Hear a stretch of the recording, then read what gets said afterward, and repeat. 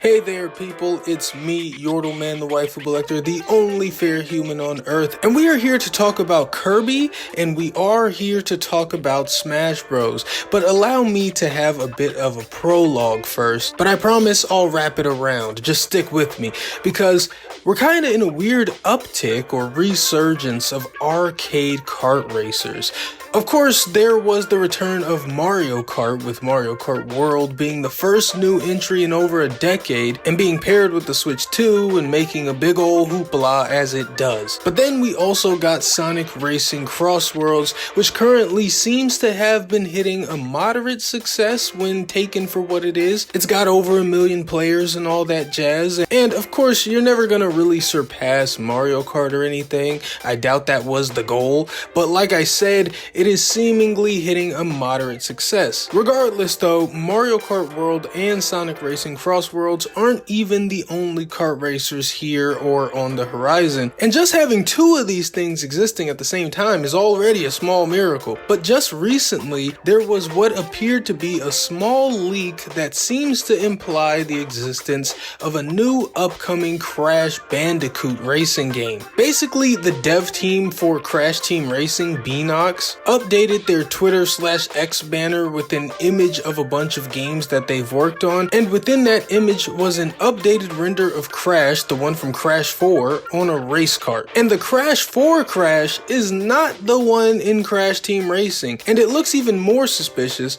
because they took their Twitter header down shortly after. So all signs are pointing to a new Crash Team Racing or Crash Nitro kart or whatever. And why wouldn't they, honestly? If you didn't realize, throughout the lifespan of Crash Team Racing from when it was released in 2019 to now, that game has sold over 10 million units. Insane. So yeah, it makes a lot of sense that they'd want to try and do it again. And the idea of 3 kart racers with active player bases existing at once seems wild. But if this Crash game comes out anytime in the near future, that might just end up being the case. Well, actually, it would be 4 kart racers, because just later this month, in a couple of weeks, Kirby Air Riders, the sequel to the 2003 cult classic Kirby Air Ride, is releasing. And I just wanted to give the arcade kart racing genre its props, but this is what I'm actually here to talk about, because we've had 2 separate hour-long showcases for Kirby Air Riders, and they didn't retread anything. So there has been 2 hours of Kirby Air Riders content just being explained and revealed to us. And some of that is being held back on purpose so that we have some surprises when the game comes out, you know? That's how much content the game has. And obviously, it's not out yet, but strictly by the look of things, Kirby Air Riders could potentially be better than both Mario Kart and Sonic Cross Worlds. I'd say Crash, but we don't even know if that's real yet. But yeah, Kirby Air Riders is looking really good, and maybe it won't be better than Mario Kart and Cross Worlds, but just from what we can see, it looks like it possibly could be. There are so many distinct game modes that all look fun in their own right, and they're all playable online, which is kind of crazy. They could have just made whatever they deem to be their main mode the one that's playable online, and made the other modes offline only. But they just went ahead and made everything online. I imagine if there's queue trouble, it'll just fill the room with bots, but this is really just above and beyond. And that's true of like every aspect of Kirby Air Riders, because of course, there are new karts in the game, a bunch of them in fact, but every original machine that was in the first game makes a return. And the same is true for the racetracks. Every old track is in the game, and there's a bunch of new ones. In the first game, there weren't really characters, everybody was just kinda a different color Kirby, but then there was Meta Knight and Dedede who had weird gimmicks and couldn't ride the other machines like normal. Well, now there's a bunch of characters, and they all even have unique super moves that like boost or attack other racers, and they can just ride the other machines like normal, so you can mix and match. It's all really impressive looking and seems really fun. They even have some old style unlockables in there. We were told that all the tracks won't be available immediately. You'll have to play to unlock some of the classic tracks, which I think is cool. I love an old school unlockable because I like the idea of a reason to play or keep playing. Altogether, Kirby Air Riders has just taken a very Smash Ultimate-like approach, where you have everything that was, plus a whole bunch of new stuff. So, like I said, all of this is just above and beyond, and it looks insane. But Remember when I was talking about how Crash Team Racing sold 10 million units and so a sequel does feel sorta inevitable? Yeah, well, that was not the case for Kirby Air Ride. Earlier, I called it a cult classic because it is. It's a cult classic, with the word cult denoting niche or not very popular generally. Kirby Air Ride did not set the world on fire back in 2003. There are a lot of people who didn't even know it existed. There are a lot of people who don't even know that this new one is a sequel to anything.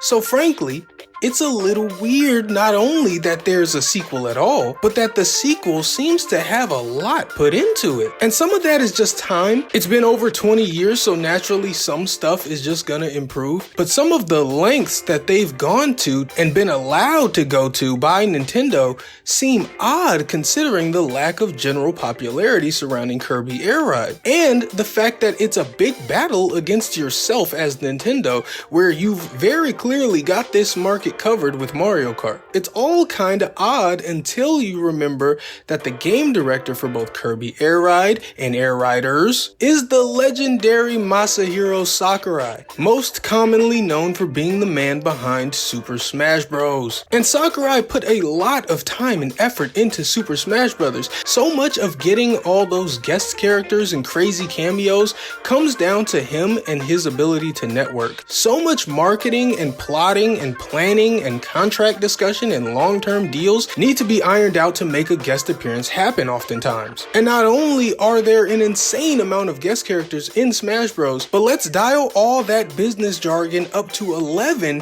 for the inclusion of Sora, a character owned by Disney, the most rigid media conglomerate ever. A character with Mickey Mouse iconography on him. That character was in Smash Bros along with a million others, in no small part because of this guy, Sakurai. And after doing Smash Ultimate, which lived up to its name as the Ultimate Smash Bros, after that, Sakurai was and is tired.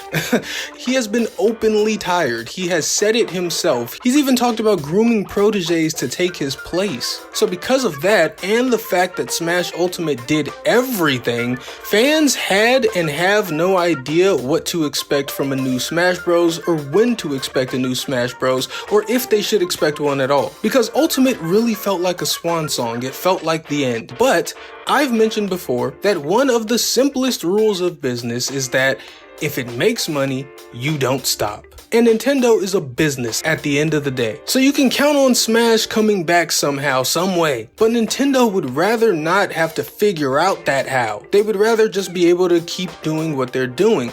But the guy they need is too tired. He doesn't want to put himself through this again. And of course, Nintendo really wants him to do it again. So, what might they do? And I'm speculating now. We've entered speculation world. Nintendo goes to Sakurai, their tired guy who doesn't want to do another Smash, and they just ask him what he wants. What can we do to appease this guy? What can we give you in exchange for you doing another Smash? And so Sakurai sees his opportunity to get something that he'd otherwise never get, or at the very least, he can negotiate for it. He says, I want to make a sequel to my Kirby racing game from the GameCube era, despite the fact that it didn't sell that well and we already have the biggest game in this genre. And I want enough of a budget to make it all that I envisioned the original to be and more. And you know what? Those execs probably looked at each other and did their calculations and came to the conclusion that whatever they might lose in a potential Kirby Air Ride 2 would be acceptable for what they would make with a potential Smash Bros sequel. And now here we are. So that's my theory. That's what I'm speculating. That Nintendo allowed Sakurai to resurrect and enhance his baby, his passion project, despite every reason not to. Because they have one great reason to let it happen. The guy who's been orchestrating one of Nintendo's most successful and viral ventures will continue to do so if they bankroll his passion project. It's that simple. That's my theory. Because outside of that, honestly, the existence of Kirby Air Riders doesn't make a lot of sense. And who knows, Nintendo could just get lucky and Kirby Air Riders be a much bigger hit than the original. Maybe to the point that they'd even eventually want an Air Ride 3. Then you get a brand new big hit and you get Sakurai to do more Smash. But like I said, This is all just a theory. This is me speculating on how Kirby Air Riders might play a factor in the potential new Smash Bros game. But none of this is confirmed. For all we know, Kirby Air Riders can be a reward for doing Smash Ultimate. You know, Nintendo just told him, job well done. Do whatever you want, it's over. Or Sakurai went in and pitched Air Riders, and because of his pedigree, passion, and cachet, they just went for it, you know? Could be that simple. But I like the idea of the Kirby Air Riders for a new Super Smash Bros. Trade. What do you guys think though? Let me know down in the comments. Share all of your thoughts on any of this, and also be sure to let me know if you're also happy about getting all these kart racers. I can't wait to play Air Riders. Anyway, remember to give this video a like if you enjoyed, and subscribe for more fair and fun gaming talk every week. Thanks in advance, and even if you forget everything I said in this video, just remember that I am Yordleman the Waifu Collector. I am just a normal guy. I like hentai, and I have never convinced anyone of anything ever. Goodbye.